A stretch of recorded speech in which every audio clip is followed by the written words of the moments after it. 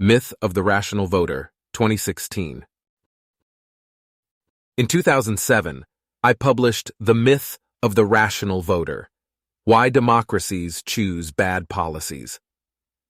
Every presidential election year, people ask for an update, and I normally say, nothing's changed. But 2016 really does look like an outlier. My thoughts: 1.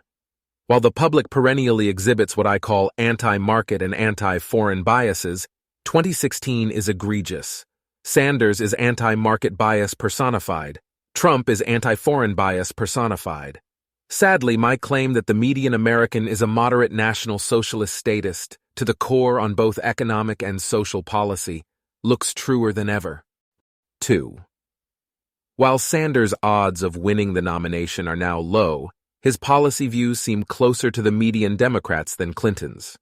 The typical Democrat will vote for Clinton's name recognition and general electability, but still pines for Sandersian socialism.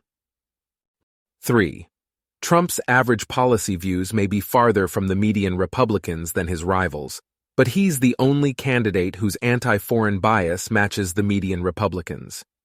I've long thought this was important to Republicans, but it now looks like anti-foreign bias matters more to them than all other issues combined. And unlike Sanders, Trump started out with more name recognition than his competitors, an edge that snowballed over time. 4.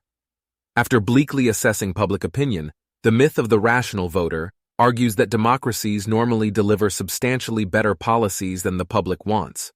The political system tends to quench the public's anti-market and anti-foreign urges while substantially watering down the policy poison.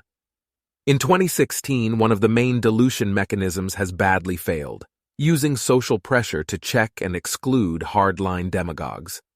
5. Fortunately, most of the other dilution mechanisms remain intact. Most notably, A. While the public often likes crazy policies, they resent the disastrous consequences of those crazy policies. This gives politicians a strong incentive for felicitous hypocrisy once they gain power, especially when contemplating policy change. B. The median voter has a short attention span, so relatively sane elites have more influence in the long run than the short run. C. Old-fashioned checks and balances. Congress, the Supreme Court, and state governments make it hard for Sanders or Trump to fulfill their promises, even if they want to. 6. As a Puritan, Sanders revolts me, and Trump horrifies me. Even impotent populism makes my flesh crawl. The spectacle of populism with a prayer of a chance has already lost me hours of sleep. Trump, in particular, keeps intruding on my bubble. 7. Flesh crawling aside, the actual consequences of a Trump or Sanders presidency remain shrouded. I'd bet that deportations, de jure plus de facto, rise under Trump and give a 25% chance that the 1965 Immigration Act is amended in an anti-immigration direction, but I can also easily imagine 4 years of gridlock. 8. Main 2016 worry. My base rate for war between the United States and another major power is about 2% per presidential term.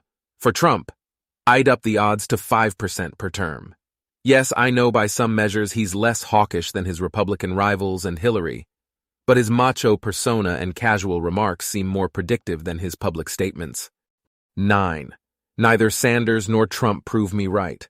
My case rests on stable features of Democratic politics, not the latest salacious stories. 10. Still, if voters were rational, Sanders and Trump wouldn't stand a chance. None of the candidates would survive serious scrutiny, but Sanders and Trump would be thrown out as soon as they delivered one short speech. 11. Suppose an Hispanic version of Donald Trump were thrilling Hispanic voters.